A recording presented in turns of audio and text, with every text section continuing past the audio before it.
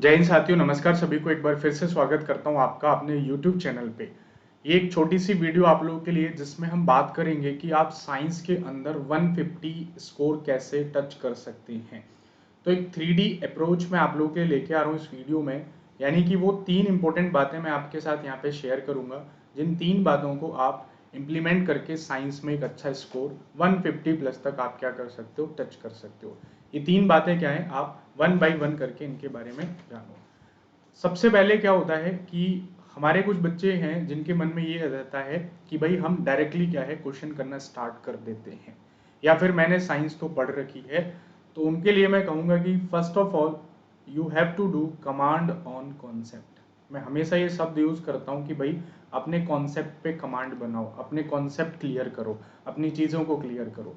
क्योंकि हमारी जो स्ट्रेंथ है या फिर हमारी जो वीकनेस है वो हमें पता होती है। हमारे पास जो ऑडियंस है उसमें साइंस वाले बच्चे भी होते हैं, कॉमर्स वाले भी होते हैं, आर्ट्स वाले भी होते हैं। साइंस वालों के साथ क्या होता है कि भाई वो चाहते हैं कि हम सीधा क्वेश्चंस करने लग जाए, बट सच्चाई ये है कि आपके भी टॉपिक्स उतने क्लियर नहीं है, आपके भी बेसिक्स उतने क्लियर नहीं है, और फिर यही गलतियां आप एग्जामिनेशन में करते हो। कॉमर्स एंड आर्ट्स वाले बच्चे, इनको भी टाइम हो जाता है चीज़ों को छोड़े हुए।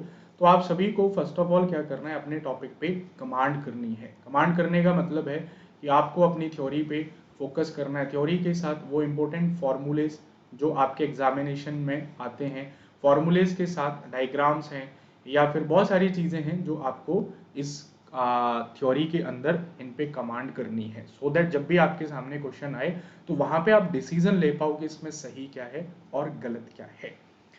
इसके बाद ये आप कर लेते हो, ये कैसे कर सकते हो ये भी मैं आपको बता रहा हूँ कि मैंने रिसेंटली आपके लिए कोर्स किए हैं, और देखो जो कोर्स हैं that is more than sufficient. Physics, chemistry and biology के लिए कोर्सेज चल रहे हैं जिनका लिंक डिस्क्रिप्शन बॉक्स में है। वहाँ से आप अपने टॉपिक्स पे कमांड बनाने में ये कोर्सेज आपकी बहुत ज़्यादा हेल्प करेंगे। दूसरा जो ट्रिक है या दूसरा जो डायमेंशन है वो क्या है कि आप प्रॉपर प्रैक्टिस अपने आप को दीजिएगा। कई बार क्या होता है कि बच्चा पढ़ लेता है और पढ़ने के बाद फिर वो सोचता है कि अब सीधा अटैक करूंगा कहाँ पे, एग्जामिनेशन हॉल में।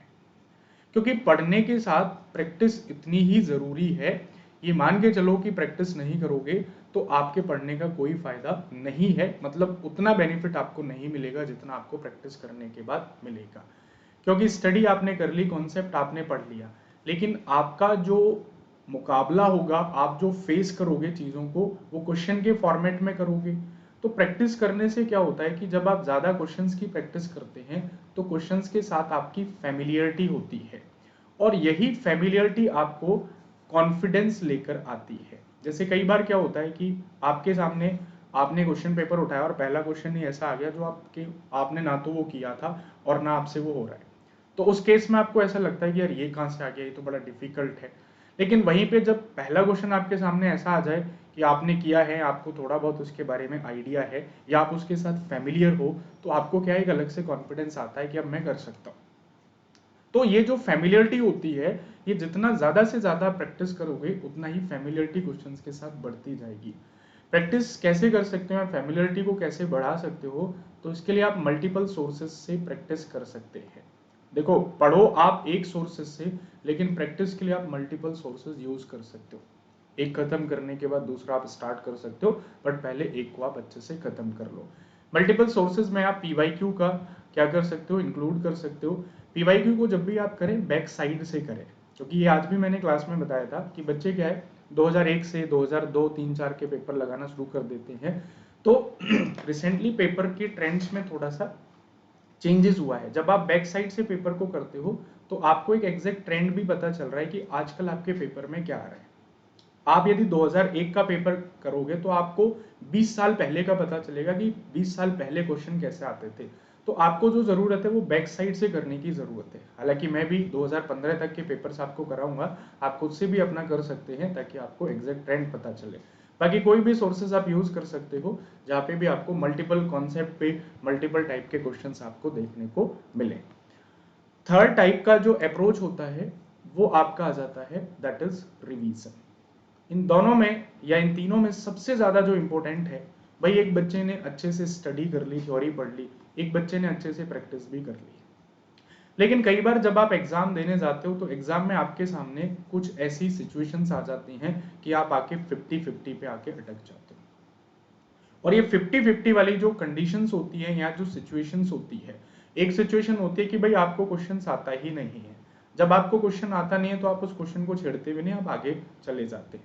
वहां पे आपका जो सेटिस्फेक्शन है वो भी ईगो नहीं होता है। लेकिन जब 50-50 केस में क्या होता है कि ये बेसिकली क्यों हुआ आपके साथ कि भाई या तो आपको कहीं ना कहीं रिवीजन की कमी थी, जिस रिवीजन की कमी से आपको डाउट आया कि भाई इसमें मान लीजिए कोई भी आपको क्वेश्चन आया कि यहाँ पे रिफ्रैक्शन होगा या यहाँ पे एटमॉस्फेरिक रिफ्रैक्शन होगा, तो आपने पढ़ा था और आपने क्वेश्चंस की प्रैक्टिस भी की थी, लेकिन जो थर्ड एस्पेक्ट आप भूल गए वो क्या था, रिवीजन था। यदि आपने रिवीजन प्रॉपरली किया होता, क्योंकि देखो आप में से हम में से कोई भी ऐसा नहीं है कि एक चीज को पढ़ के आप हमेशा के लिए याद रख सकते हो।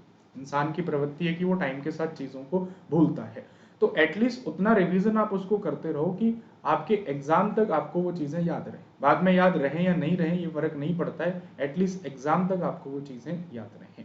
तो ये 3D अप्रोच आप अप्लाई कर सकते हैं, ओके, और इससे बहुत बड़ा बेनिफिट आपको आपके एग्जामिनेशन में मिलेगा।